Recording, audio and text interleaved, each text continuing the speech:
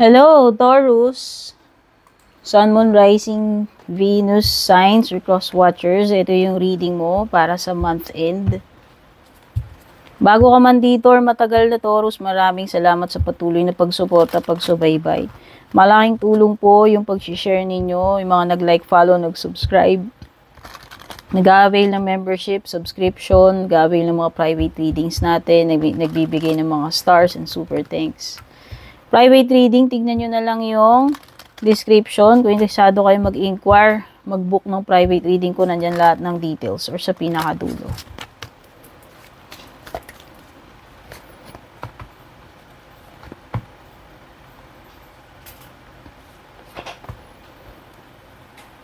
Uy, friendship. May mga matters regarding friendship o baka sa BFF mo o mga kaibigan mo. Hindi ko alam kung ito ay get together, reunion, bonding, or pwedeng merong something dito na susubukin yung friendship nyo. Basta something related about friendship, or it could be a connection na madi-develop into friendship. Yan, baka madagdagan kaibigan mo or may ma-meet kang bago.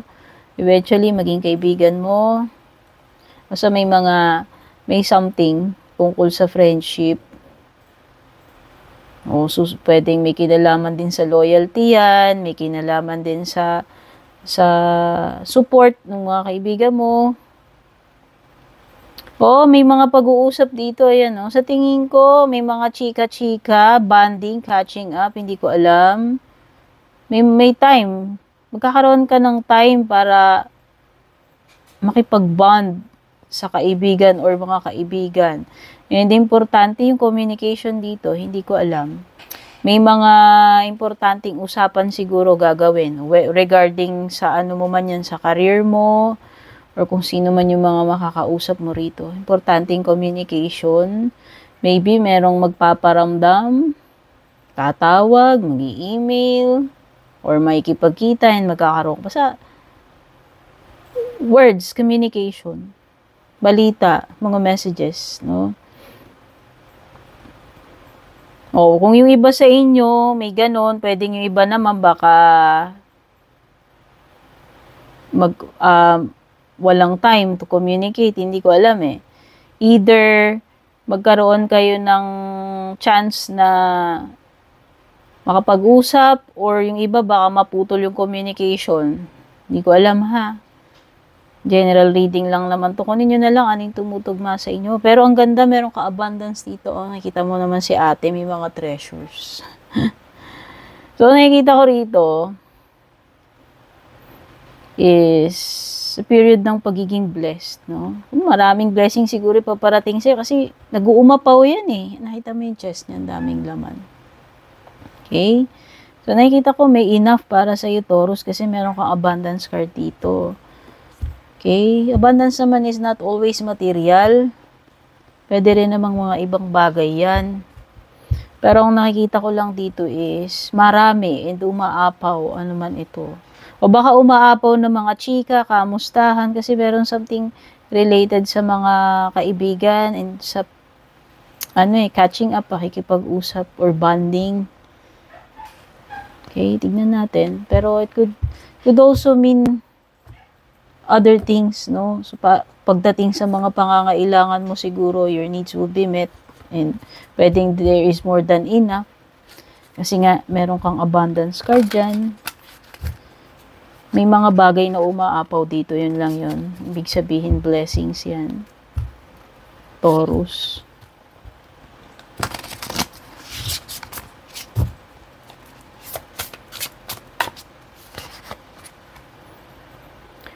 Merong Gemini, Libra, Aquarius energy. Pwede rin may fire signs. Aries, Leo, Sagittarius. Pwede rin may kapareho mong earth sign. Taurus, Virgo, or Capricorn.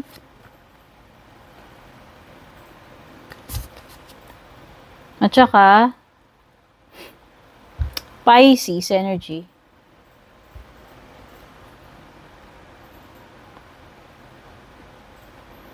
Someone here is watching you, Taurus, in a naughty kind of way. Yan na nakikita ko dito. Or may naninilip sa'yo.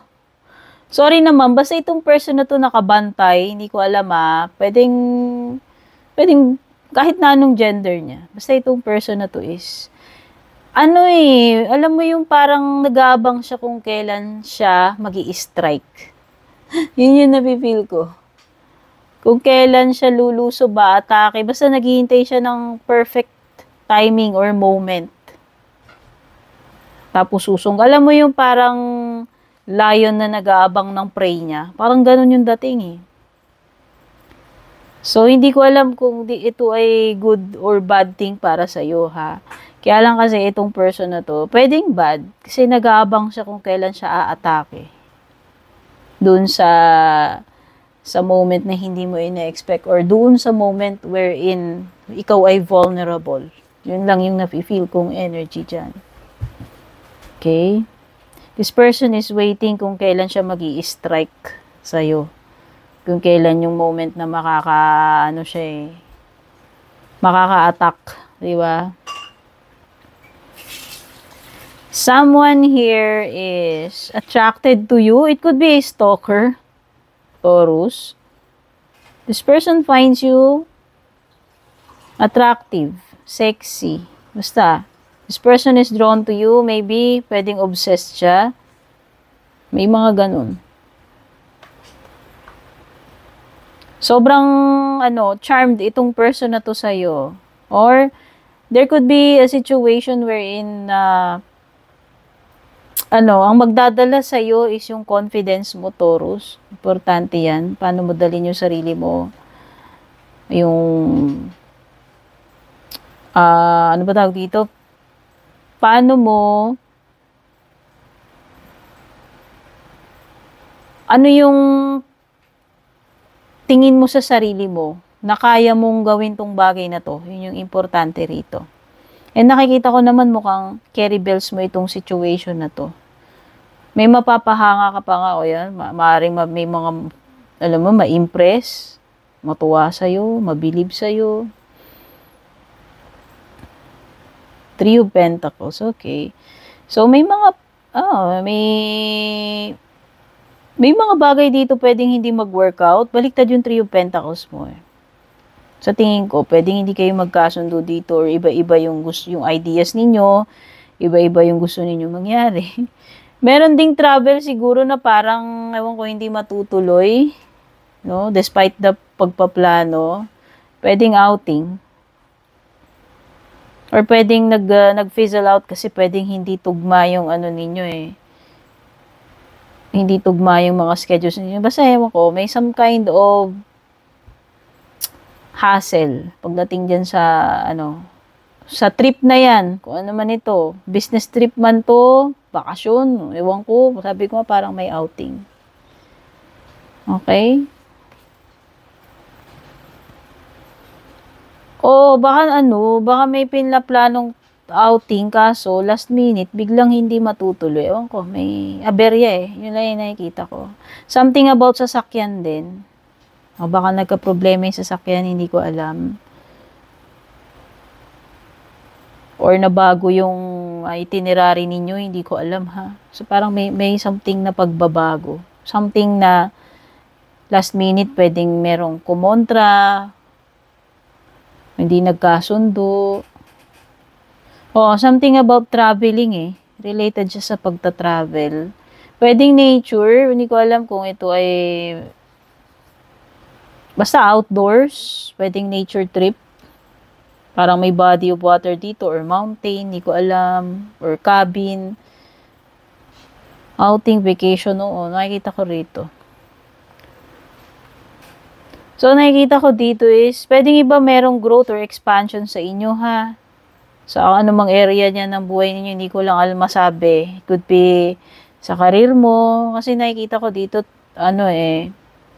parang nagba-branch out eh. Parang mas lumalawak yung connections mo or yung kaalaman mo dito.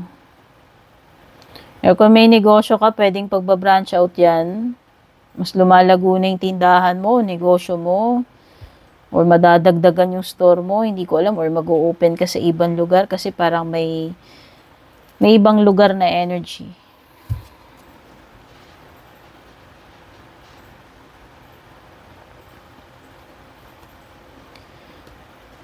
Parang meron something dito sa moon card mo na ano ha.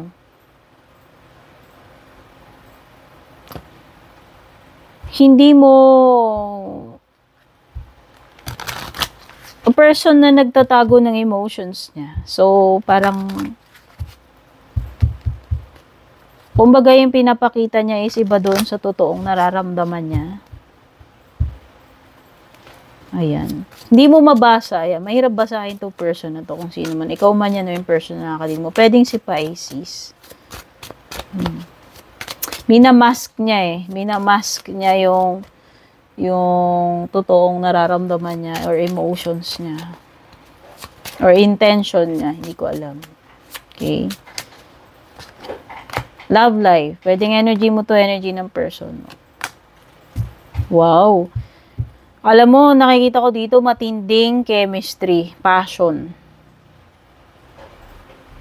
May matinding connection dito, nararamdaman para sa iyo nitong person na to. Alam mo kung dati, hindi ko alam kung pihikan to or marami na siyang person na tinakbuhan. Pero pagdating sa'yo, na TL siguro to. Ito yung sinasabi ko sa yung parang naghihintay siya ng moment eh. Kailan kanya i-approach. Sabi ko nga parang obsessed or stalker energy. This person is serious pagdating sa nararamdaman niya sa'yo. Hindi lang pagnanasa, dear.